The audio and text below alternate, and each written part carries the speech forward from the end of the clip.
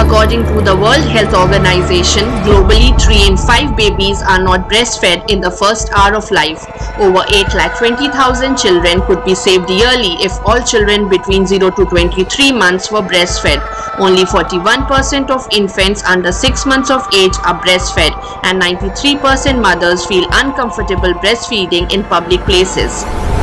Breastfeeding is one of the most effective ways to ensure child health and survival. However, nearly 2 out of 3 infants are not exclusively breastfed for the recommended 6 months, a rate that has not improved in 2 decades. World Breastfeeding Week is an annual celebration which is held every year from 1st to 7th August in more than 120 countries. Organized by World Alliance for Breastfeeding Action, the World Health Organization and UNICEF, World Breastfeeding Week came up with the goal to promote exclusive breastfeeding for the first 6 months of life, which yields many health benefits, providing critical nutrients, protection from deadly diseases such as pneumonia, and fostering growth and development in a child. Celebrated first in the year 1992 by World Alliance for Breastfeeding Action, World Breastfeeding Week aims at creating awareness about the multiple benefits of breastfeeding. World Breastfeeding Week 2021's theme is Protect Breastfeeding. A shared responsibility is about how breastfeeding contributes to the survival, health, and well-being of all. The theme also acknowledges that although support at the individual level is very important, breastfeeding must be considered a public health issue that requires investment at all levels.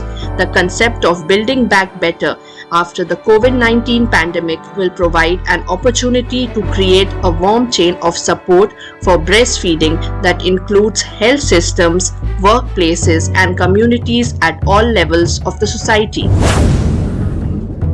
Here it is important to know the benefits of breastfeeding. First, let's start with the mother. It lowers the risk of breast cancer and ovarian cancer, helps in preventing postpartum depression, helps in reducing pregnancy weight, lowers the risk of heart diseases and high blood pressure, lowers the risk of diabetes, and builds a bonding with your child. Let us know breastfeeding benefits for the child. It strengthens the baby's immune system, provides antibodies that protects the babies from diseases, strengthens the baby's endocrine system, reduces the risk of infections, lessens the risk of respiratory and throat infections, accelerates the baby's growth and brain development, and improves the eyesight of the baby. Here it is important to know the risk factors of artificial feeding. It leads to vitamin A deficiency and chances of lower intelligence in a baby, higher risk of allergies, increased risk of chronic diseases, higher risk of cancer in a mother, more risk of respiratory infection, more chances and risk of diarrhea, and lesser mother-baby bonding. Also, there are many myths surrounding the factor that if COVID is suspected or confirmed in a mother, in that case also through washing your hands, sneezing into a tissue, disposing it off, and cleaning and disinfecting the surfaces, wearing a mask, a mother can easily feed a baby. Here, it is important to know that India is failing to be a breastfeeding nation, potentially putting the lives of its newborns at risk. Only about 44% of babies, that is 12 million out of 26 million, begin breastfeeding within 1 hour of their birth. Additionally, only 55% follow exclusive breastfeeding for 6 months according to the national data sources. The majority are given formula milk, either powdered or liquid or animal milk. On January 21st, 2020, as per a survey conducted by World Breastfeeding Trends Initiative, India ranked 78th out of 97 countries surveyed. India has set a target for an exclusive breastfeeding rate of 69% by 2025. There are many reasons why mothers are not breastfeeding. Largely, it is the lack of family support, shortage of childcare areas in offices, embarrassment to breastfeed in public, and lack of awareness about the importance and techniques of breastfeeding. India is far from being alone in this. No country meets the minimum support guidelines for breastfeeding outlined by UNICEF and WHO. What is needed is both in India and globally the right amount of investment into ensuring awareness is raised and that mothers can avail the appropriate support and treatment.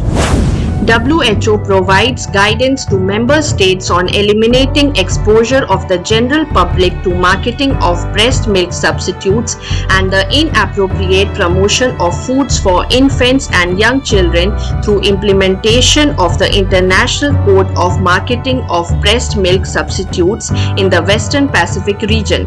In addition, WHO works with partners such as International Labour Organization on maternity protection so that mothers can be with their infants to breastfeed, and with UNICEF on a baby-friendly hospital initiative to help new mothers initiate breastfeeding immediately after delivery.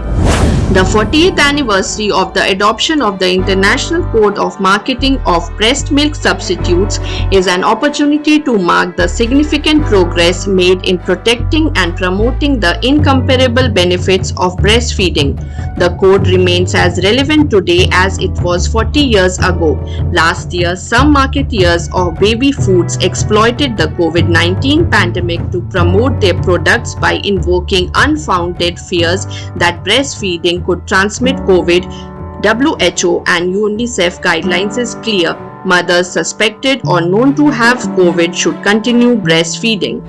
Health promotion messages rarely work when they simply tell people what to do. These don't work because they don't change the environment in which women are trying to breastfeed. They might tell women breastfeeding is important, but they don't offer practical support, change negative public attitude, or help women delay going back to work. All of this pushes many women to stop breastfeeding before they are ready.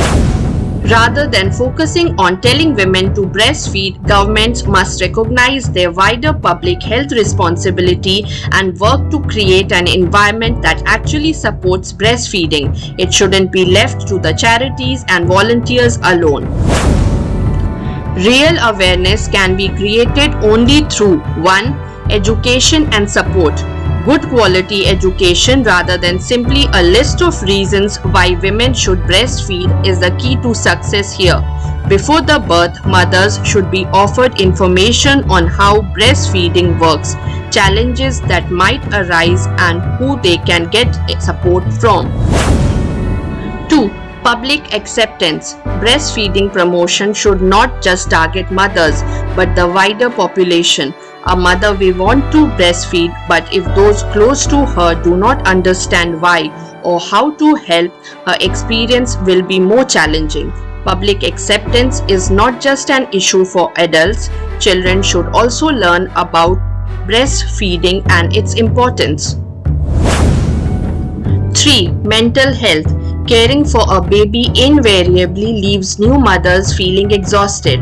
In many cultures, childcare is not down to one mother but a whole village. However, in the West, new mothers are often isolated, lonely, and exhausted, which makes breastfeeding feel insurmountable. In the absence of a village, family and partner support is vital. We can all become a change catalyst and be part of the movement to help support a mother to breastfeed. Let's celebrate this World Breastfeeding Week by asking a question to ourselves. How have you helped a mother and child in their journey of breastfeeding?